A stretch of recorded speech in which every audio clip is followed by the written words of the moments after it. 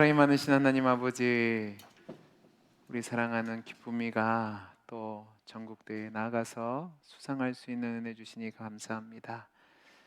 말씀을 알고 그 말씀대로 믿음 안에서 자랄 수 있는 복을 허락하여 주옵소서. 또 슬픔을 당한 가정이 있습니다. 우리 죄나 성도님 가정에 하늘의 위로를 더하여 주시고, 하나님 이 계기를 통해서 온 가정이 예수 믿고 구원받을 수 있는 복을 허락하여 주옵소서. 또 하나님 식사 대접하는 가정이 있습니다. 하나님 기도하게 하시고 또 이기게 하신 하나님께 감사하며 하나님 앞에 감사하는 마음으로 성도들을 섬기오니 이 섬김도 받아 주옵소서. 이 시간 말씀 듣습니다. 말씀 가운데 함께하여 주시고 하나님이 예비하신 풍성한 은혜 주시기를 소원하며 사랑 많으신 예수님 이름으로 기도하옵나이다. 아멘. 우리 다시 한번 옆에 있는 거 인사하겠습니다. 말씀의 은혜 많이 받으세요. 말씀의 은혜 많이 받으세요. 제가 새해를 맞이해서 지금 1월, 2월 달은 강해 설교를 중단하고 여러 가지 주제로 여러분에게 말씀을 드리려 하고 있습니다. 오늘 설교 제목을 보신 분들은 아시겠지만 오늘 설교 제목은 은혜냐 보응이냐 하는 겁니다. 이 문제는 굉장히 중요합니다. 그래서 새해를 시작하는 데 있어서 여러분에게 그 신앙의 바른 자세를 견지할 수 있도록 이 말씀을 드리려고 합니다. 여러분, 우리가 이 세상을 살아갈 때에 여러 가지 규칙과 원칙들이 움직이면서 세상을 움직이게 합니다. 근데 우리가 살아가면서 경험하는 중요한 원칙 중에 하나가 뭐냐면 인과율의 법칙입니다. 인과율의 법칙이란 뭐냐면 심는 대로 거둔다는 거죠. 아무것도 심지 않으면 어떤 열매도 거둘 수 없습니다. 풍성한 열매를 거두기를 원한다면 그것에 합당한 수고와 노력을 해야 되는 겁니다. 그러다 보니까 세상에는 강한 사람들이 이기게 되고 실력 있고 능력 있는 사람들이 이기게 되고 많이 가진 부자가 더 많은 것을 갖게 되는 것을 보게 됩니다.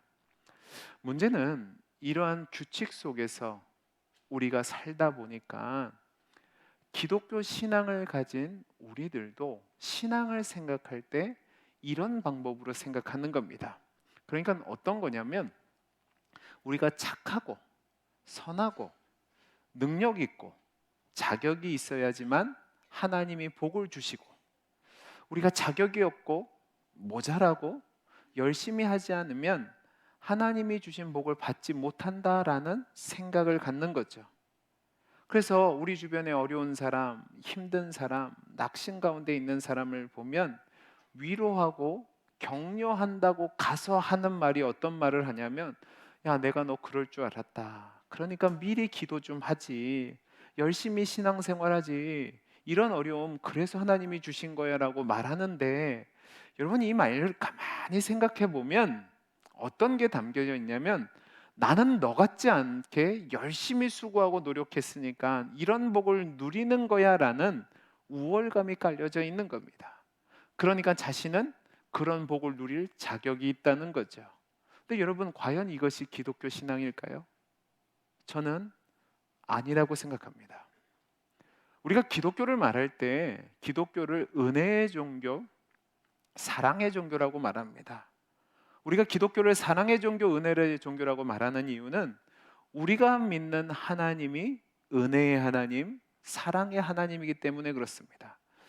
사도 요한은 하나님이 어떠신 분인지에 대해서 요한일서 4장 7절에서 10절에서 이렇게 기록하고 있습니다. 우리 같이 한번 읽어보겠습니다. 같이 읽겠습니다. 시작. 사랑하는 자들아, 우리가 서로 사랑하자. 사랑은 하나님께 속한 것이니 사랑하는 자마다 하나님으로부터 나서 하나님을 알고 사랑하지 아니하는 자는 하나님을 알지 못하나니 이는 하나님은 사랑이심이니라. 하나님의 사랑이 우리에게 이렇게 나타난 바 되었으니 하나님이 자기의 독생자를 세상에 보내심은 그로 말미암아 우리를 살리려 하심이라. 사랑은 여기 있으니 우리가 하나님을 사랑한 것이 아니요 하나님이 우리를 사랑하사 우리 죄를 속하기 위하여 화목제물로 그 아들을 보내셨습니다. 아멘. 아멘. 자, 사도 요한이 하나님에 대해서 뭐라고 정의합니까? 하나님은 사랑이시랍니다. 이 사랑은 하나님께 속한 것으로 그 사랑이신 하나님의 현현이 어떻게 나타났냐? 우리를 위해서 독생자를 화목제물로 삼으시고 세상에 보내 십자가에 달려 죽게 하심으로 우리를 살리신 것으로 나타났다고 얘기합니다. 우리는 그 하나님의 사랑에 의해서 긍휼하심 가운데 은혜를 미어 예수를 믿고 구원을 받아 하나님의 자녀가 된 겁니다. 아멘이십니까? 그 은혜 가운데 우리가 신앙생활을 하는 거죠. 그러니까 이 은혜란 말은 우리가 자격이 되고 우리가 완벽해서 하나님의 사랑을 받는 것이 아니라 긍휼의 마음을 가지신 하나님이, 사랑이 풍성하신 하나님이 거저 주셔서 우리가 구원받고 하나님의 자녀로 살아간다는 것을 말하는 것이 은혜인 겁니다. 그러니까 저와 여러분이 하나님께 받은 사랑은 우리가 자격이 되어서도 아니고 우리가 어떤 실력을 갖추었기 때문에 기대해서 받은 것도 아니고 우리가 무엇을 행했기 때문에 보상으로 받는 것도 아니고 우리가 하나님을 찾았기 때문에 하나님이 주신 것이 아니라 우리가 아직 죄인 되었을 때에 하나님의 아들을 내어주신 그 은혜와 사랑으로 말미암아 우리가 예수를 믿고 하나님을 신앙하는 사람이 된 겁니다. 근데 문제는 우리가 분명히 이 하나님을 믿는데 신앙생활을 하면서는 이 부분을 놓치는 겁니다. 우리가 신앙생활하는 가운데 가장 큰 실패가 뭐냐? 이 하나님의 은혜 가운데 성도로서 살아가는 신앙을 놓치고 제가 방금 말씀드렸던 인과율의 법칙에 따라서 신앙을 봉으로 생각하는 겁니다. 그러니까 내가 하나님 앞에 복을 받을 만해야 하나님도 나에게 호의적이고 복을 주시고, 내가 복을 받을 만한 하지 못하면 하나님은 나에게 호의를 주시지 않고 어려움을 주시고 화를 주신다고 생각하는 거죠. 아마 모르긴 몰라도 여기 계신 성도님들 중에 많은 분들이 이런 생각을 갖고 계실 거라고 생각합니다. 그러니까 이런 생각이 상식이 되다 보니까 우리의 신앙생활이 실패로 이끌어지게 되는 겁니다. 제가 신앙생활의 실패라고 말씀드리는 것은 뭐냐면 우리 신앙의 수준과 내용이 우리 마음에 들지 않는 정도를 말하는 게 아니라 우리는 신앙생활하다 보면 우리가 부족한 모습이 보이죠. 약점이 보이죠.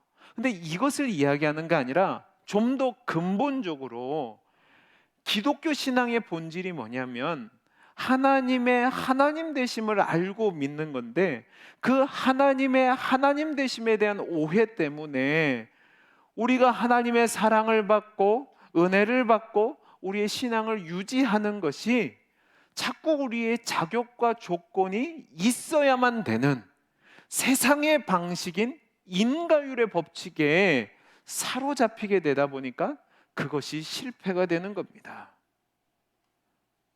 여러분, 이 인과율의 법칙에 사로잡히게 되면 이로 말미암아 우리가 신앙에 실패하게 되면 우리의 신앙은 두 가지 양상으로 나타나는데 첫째는 뭐냐면 가면을 쓰는 겁니다. 그러지 못한데 자꾸 그런 것처럼 다른 사람들 앞에 연기하고 가면놀이를 하는 거죠. 또 다른 한 양상은 뭐냐면 그냥 포기하고 내 맘대로 사는 겁니다. 근데 저는 우리가 오늘 말씀을 통해서 우리의 신앙이 어떤 자세를 견지해야 되는지를 말씀을 나누어 보려고 하는 겁니다. 여러분, 오늘 말씀을 대하기 전에 오늘 우리는 이 말씀이 누가복음 어디에 위치하고 있는지를 알아야 됩니다. 여러분, 누가복음 15장 1절 2절 말씀은 이렇게 되어 있습니다. 모든 세리와 죄인들이 말씀을 들으러 가까이 나아오니 바리새인과 서기관들이 수군거려 이르되 이 사람이 죄인을 영접하고 음식을 같이 먹는다 하더라라는 말씀이 있습니다. 누가복음 15장은 세리와 죄인들이 예수님의 가르침을 듣고자 예수님께 나왔습니다. 이때 예수님은 그들을 배척한 것이 아니라 그들을 맞이하셨고 그들과 함께 식사의 교제를 나누시고 가르침을 주셨습니다.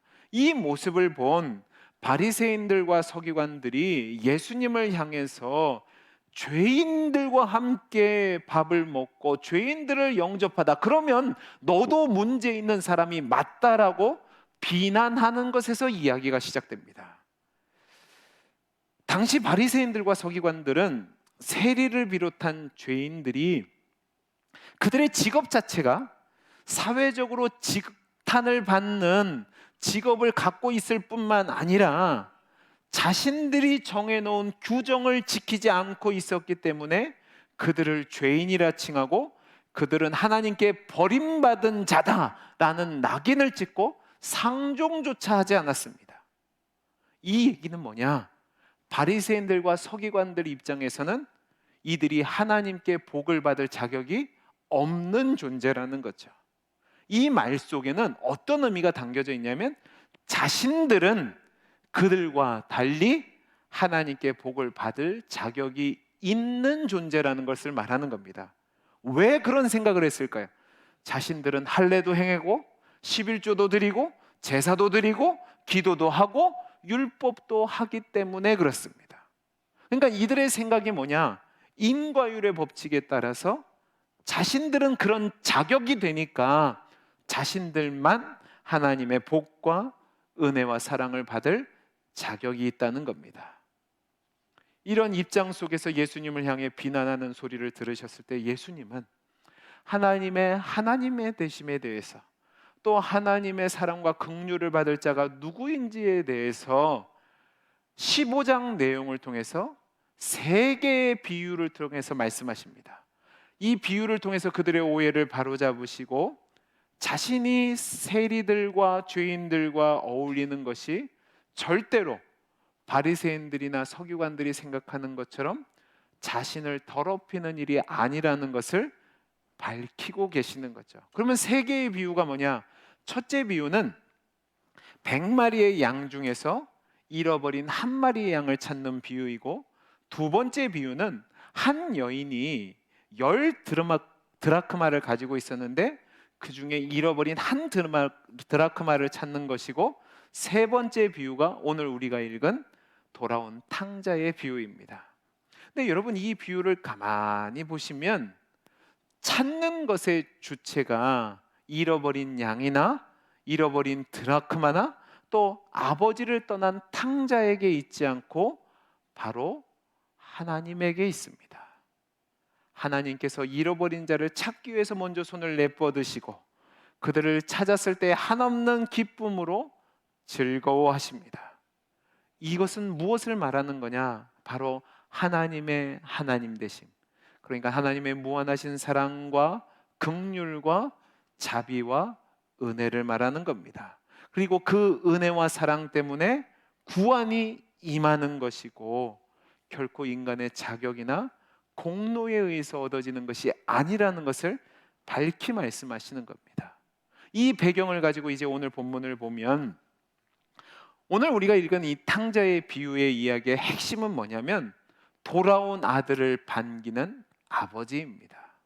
그런데 이 내용을 좀 더 자세히 살펴보면 단지 아들을 반기는 아버지의 아버지됨보다 훨씬 더 깊은 의미를 가지고 있습니다. 여러분, 먼저 11절에서 13절 말씀을 보시면 둘째 아들이 아버지에게 자신의 몫을 달라고 합니다. 여러분, 여기서 말하는 분깃은 아버지가 죽었을 때만 받을 수 있는 겁니다. 살아계신 아버지에게 분기를 달라고 하는 것은 아주 무례한 행동입니다. 그런데 이것도 문제가 되는데, 아버지가 이 아들의 요구에 따라 그 살림을 분깃을 각각 나눠줬단 말입니다. 근데 여러분 13절 말씀 보시기 바랍니다.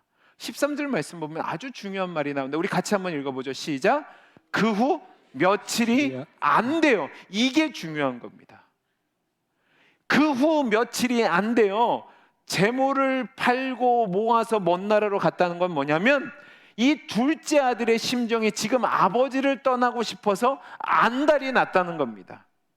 여러분, 이때 당시 분깃으로는 뭐를 줬을 것 같으십니까? 현금을 줬을까요? 아니요. 현금은 별로 많지 않았을 겁니다. 대부분 뭐냐면 땅이나 양이나 소와 같은 거였을 겁니다. 그러면 여러분, 땅이 쉽게 팔리나요? 어렵게 팔리나요?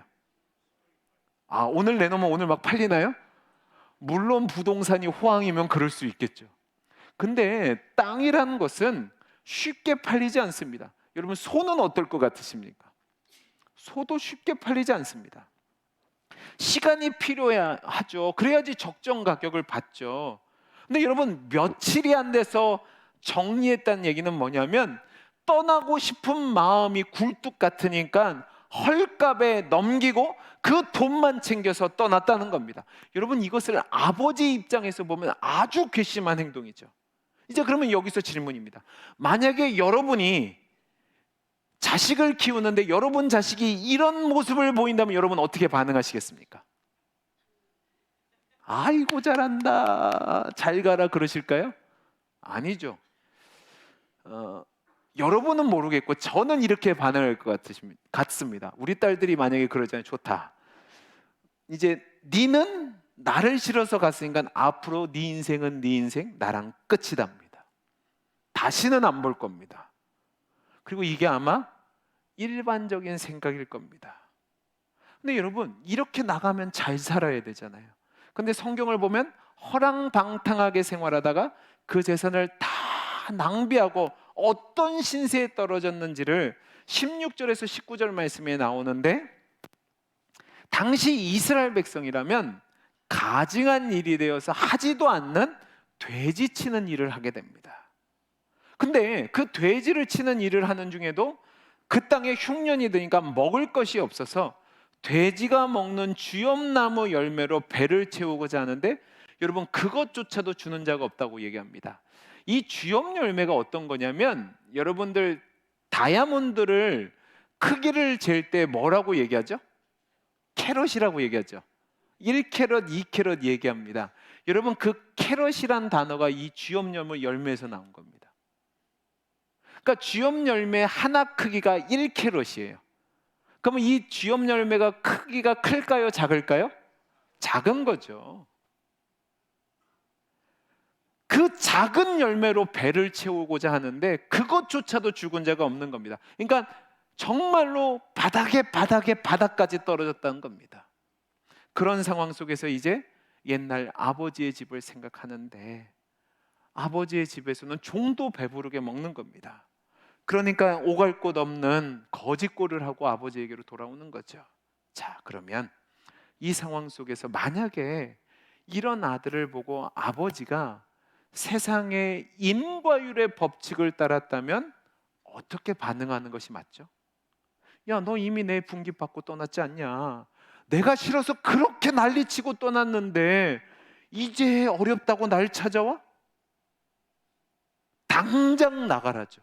나 너 모른다, 여기 머물지 말고 발붙일 생각도 하지 말고 당장 나가 하는 것이 인과율의 법칙입니다.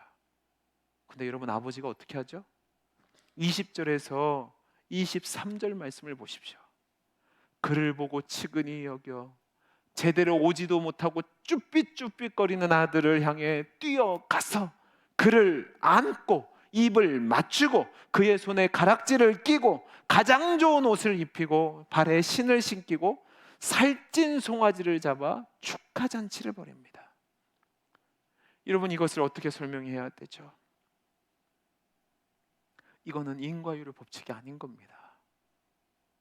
아버지의 사랑에 근거한 법칙인 거죠. 근데 여기서 또 우리가 문제가 생깁니다. 어떤 문제냐면, 우리는 신앙생활을 할 때 우리가 하나님 앞에 이런 은혜를 받았으니까 이제부터는 이 은혜를 받은 자답게 살아가야 된다는 강박관념 속에서 살아가는 경향이 있습니다. 여러분, 분명히 하나님의 은혜를 입었으니까 은혜 입은 자답게 살아가는 거 마땅한 겁니다. 은혜에 감사해서 거룩하게, 또 성도로서 열심을 내고 헌신된 삶을 사는 거 맞죠. 여러분, 이거는 좋은 것이고 옳은 일이고 마땅한 일입니다. 그런데 제가 강박관념이라고 말한 데는 이유가 있습니다. 이 강박관념이란 말은 뭐냐면 아무리 떨쳐버리려고 애써도 마음속에서 떠나지 않고 오히려 점점 더 심하게 일어나는 집착을 말합니다. 그러니까 제가 여기서 강박관념이라고 말한 건 뭐냐면, 하나님이 우리를 구원해 주시고 자녀 삼아 주시는 은혜를 주셨는데 이제 이것은 하나님이 할 일을 다 한 거니까 이제 남은 것은 나밖에 책임이 없다라고 생각하는 겁니다. 그러니까 그 구원의 은혜에 합당한 자격과 명분을 갖추기 위해서 죽기 살기로 애쓰는 거죠. 여러분, 이게 바로 오해에서 나오는 실패의 모습입니다. 여러분, 이렇게 하니까 제가 아까 말씀드린 것처럼 가면을 쓰고 살거나 아니면 포기하고 사는 겁니다. 제가 질문 하나 던져보겠습니다. 저와 여러분은 한 번의 구원의 은혜로 하나님 은혜가 만족한 사람입니까? 아니면 계속해서 하나님의 사랑이, 은혜가 필요한 사람입니까? 계속해서 끊임없이 하나님의 은혜와 사랑이 필요하죠. 이게 바로 우리의 은혜의 본질입니다. 우리는 끊임없이 하나님의 은혜가 필요하고 하나님은 끊임없이 우리에게 그런 은혜를 주시는 거죠. 이게 하나님 은혜의 본질이란 말입니다. 한 번 은혜를 받았으니까 더 이상 은혜를 받지 않고 이제 내가 해서 그 은혜를 누리겠다, 이게 구원의 이야기가 아니란 말입니다. 여러분, 복음이 뭡니까? 구원이 뭡니까? 신앙생활이 뭡니까? 내가 받은 은혜에 합당한 보응을 하고 그 보응 때문에 다시 복을 받는 게 신앙일까요? 아니란 말입니다. 우리 성경 한 군데 찾아보죠. 바울이 로마서 3장 21절에서 27절에서 이렇게 얘기합니다. 저와 여러분이 교독해 보겠습니다. 이제는 율법 외에 하나님의 한 의가 나타났으니 율법과 선지자들에게 증거를 받은 것이라. 곧 예수 그리스도를 믿음으로 말미암아 모든 믿는 자에게 미치는 하나님의 의니 차별이 없느니라. 모든 사람의 죄를 범하였음에 하나님의 영광에 이르지 못하더니 그리스도 예수 안에 있는 성령으로 말미암아 하나님의 은혜로 값없이 의롭다 하심을 얻은 자 되었느니라. 이 예수를 하나님이 그의 피로써 믿음으로 말미암는 화목제물로 세우셨으니 이는 하나님께서 길이 참으시는 중에 전에 지은 죄를 간과하심으로 자기의 의로우심을 나타내려 하심이니 곧 이때에 자기의 의로우심을 나타내사 자기도 의로우시며 또한 예수 믿는 자를 의롭다 하려 하심이라. 같이 읽습니다. 그런즉 자랑할 때가 어디 있느냐? 있을 수가 없느니라. 무슨 법으로냐? 행위로냐? 아니라 오직 믿음의 법으로니라. 아멘. 바울이 뭐라고 얘기하죠? 모든 사람이 죄를 범하여 하나님의 영광에 이르지 못하는 존재가 됐답니다. 그런데 하나님이 길이 참으시는 중에 우리의 지은 죄를 간과하심으로 자신의 의로움을 나타내시는데 예수 안에서 그런 은혜를 주셨답니다. 그러면 복음과 구원과 우리의 신앙이 뭐냐? 바로 하나님 없이 살던 우리가 예수 안에서 하나님을 의지하고 살게 되고 하나님의 자녀가 되어서 하나님으로부터 무한정의 은혜와 보호와 용서하심과 복을 받는 것이 우리 기독교 신앙이 말하는 구원이 되고 복음이 되고 이것을 믿는 것이 신앙이 되는 겁니다. 그러니까 끊임없이 우리는 하나님과 우리 사이와의 관계를 하나님 은혜와 사랑을 믿는 믿음으로 정립을 해야 되는 겁니다. 근데 그렇게 하지 않고 자꾸 인과율의 법칙에 따라 공로와 자격과 수고로 정립을 하려고 해요. 그러니까 신앙생활 한다고 하는데 그 목적이 뭐냐? 하나님의 사랑을 받을 만한 자가 되려고 하고 은혜 받을 만한 자가 되려고 애를 쓰는 겁니다. 근데 문제는 아무리 그렇게 길을 써도 우리는 그렇게 안 되는 겁니다. 그러니까 스스로 정죄하고 하나님을 뵐 면목이 없다고 하나님 없이 그냥 혼자 살아가려고 하는 거죠. 이게 바로 우리가 신앙생활에 실패하는 겁니다. 여러분, 우리 믿음의 실패의 이유는 우리의 불성실함이나 우리의 연약함이나 우리의 죄악 때문이 아니라 하나님을 잘 모르니까, 우리가 그런 처지에 있으면 자격과 조건과 공로가 없으니까 하나님 앞에 나아갈 수 없다라고 생각하는 게 믿음의 실패란 말입니다. 여러분 중에 제 이야기를 듣고 설마요라고 그런 표정으로 저를 보시는데, 그런 표정은 기독교 신앙의 복음이 아닙니다. 그 혹시 속으로 이런 분들이 있어요. 저 인간도요 라고 하시는 분이 계실 수 있습니다. 근데 저 인간도 맞습니다. 여러분이 생각하는 가장 밑바닥에 있는 인간조차도 하나님 은혜 가운데 구원함을 받을 수 있습니다. 아멘이십니까? 하고 싶지 않죠. 그죠? 근데 그게 복음입니다. 왜냐하면 우리는 우리를 책임질 수 없는 존재이기 때문에 그렇습니다. 바리새인들과 서기관들은 자신들 스스로 하나님 앞에서 책임질 수 있다라고 생각했어요. 근데 사도 바울은 로마서에서 웃기지 말랍니다. 모든 사람이 죄를 범하였음에 하나님의 영광에 이르지 못하더니 그리스도 예수 안에 있는 속량으로 말미암아 하나님의 은혜로 모여 값없이 의롭다 하심을 얻은 자가 되었느니라. 여러분, 저와 여러분이 얻은 구원은 우리의 행위로서 얻은 것이 아니라, 우리의 자격으로서 얻은 것이 아니라 예수 그리스도 안에서 하나님이 한량없는 은혜를 주시고 보호하시고 지키시고 용기 주시고 끊임없이 사랑해 주시기 때문에 가능하다는 것을 믿으시기 바랍니다. 이 은혜와 긍휼이 풍성하신 하나님의 사랑으로 말미암아 우리의 신앙의 현실 속에서 가장 비참하고 가장 절망적이고 가장 실망적인 상황 속에서도 자격을 가지고 하나님 앞에서 구원을 논하는 것이 아니라 하나님의 신실하시고 변함없는 그 자비와 사랑과 긍휼을 기인해서 나를 평가하고 내가 구원받은 자라는 것을 믿는 믿음으로 하나님과의 관계를 유지하는 것이 신앙이란 말입니다. 제가 두 가지 말씀을 통해서 이 신뢰를 보여드리겠습니다. 먼저 이사야서 41장 9절에서 14절 말씀입니다. 저와 여러분들이 한 절씩 교독해 보죠. 내가 땅끝에서부터 너를 붙들며 땅 모퉁이에서부터 너를 부르고 내게 이르기를 너는 나의 종이라 내가 너를 택하고 싫어하여 버리지 아니하였다 하였노라. 두려워하지 말라. 내가 너와 함께함이라. 놀라지 말라. 나는 네 하나님이 됨이라. 내가 너를 굳세게 하리라. 참으로 너를 도와주리라. 참으로 나의 의로운 오른손으로 너를 붙들리라. 보라, 내게 노하던 자들이 수치와 욕을 당할 것이요 너와 다투는 자들이 아무것도 아닌 것 같이 될 것이며 멸망할 것이라.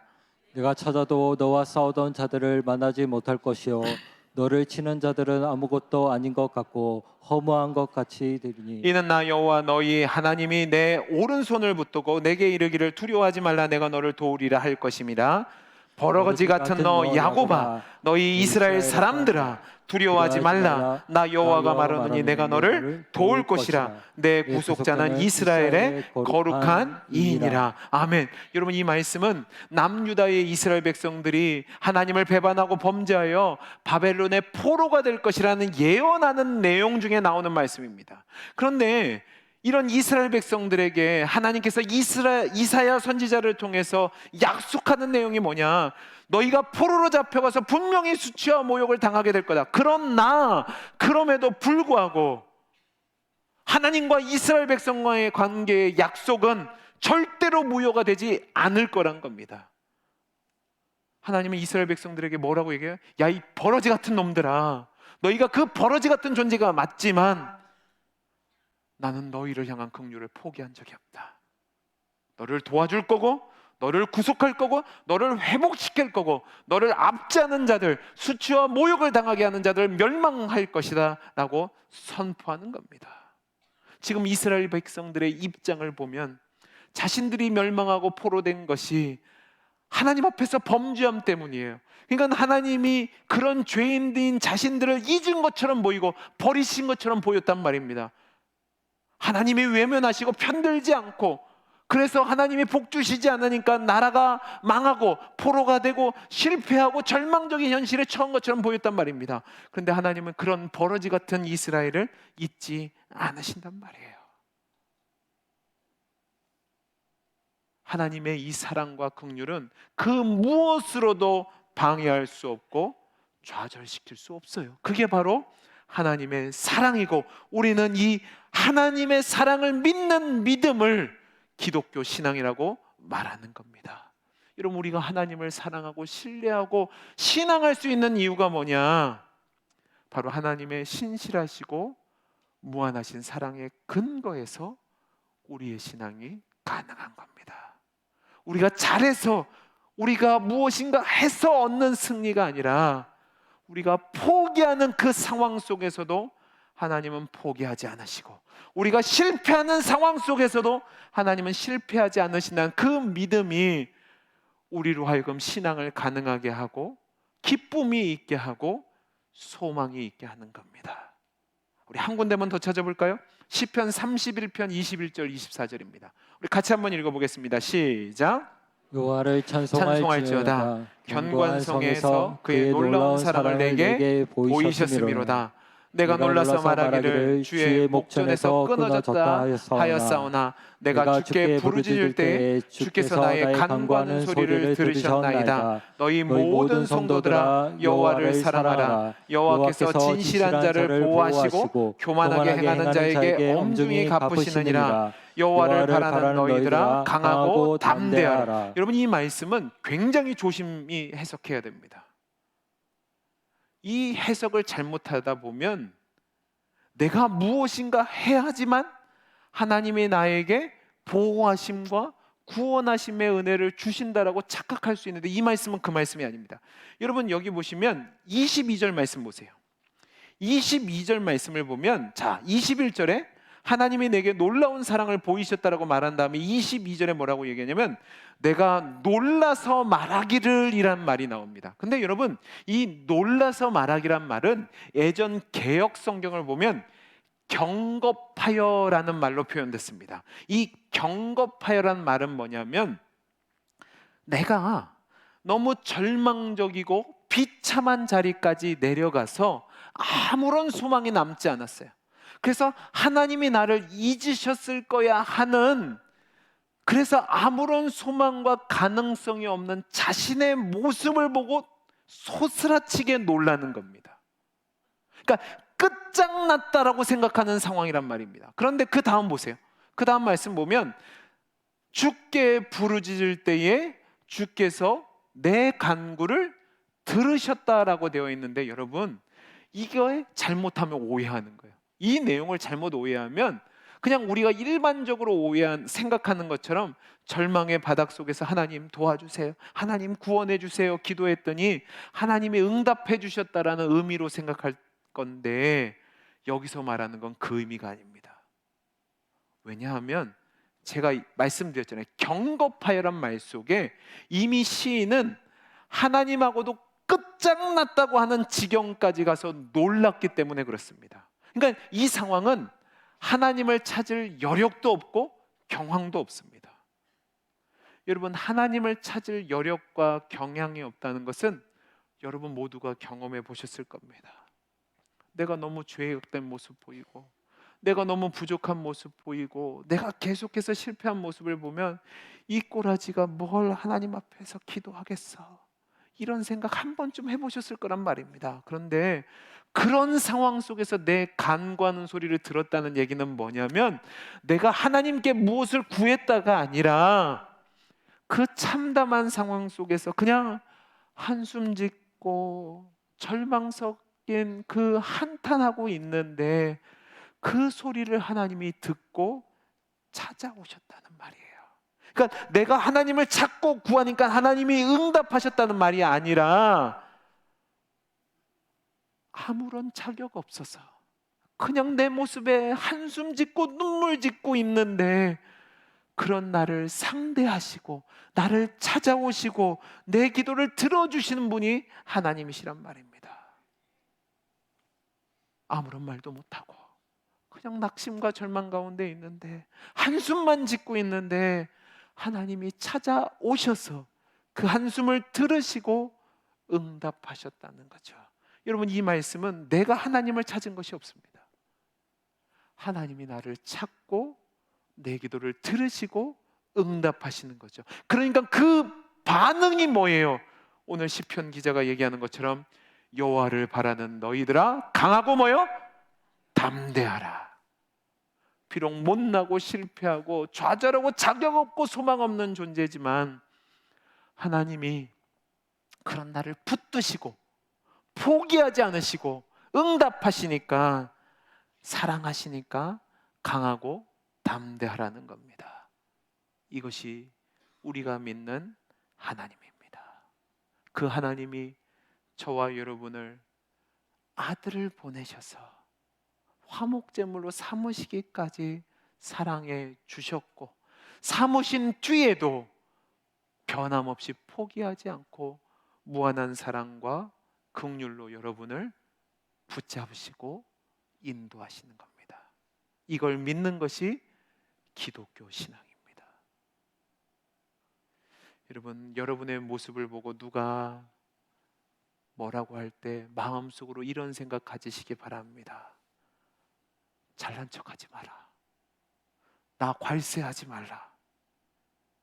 하나님도 나한테 뭐라고 한 건데 네가 뭐라고 나한테 뭐라고 하냐.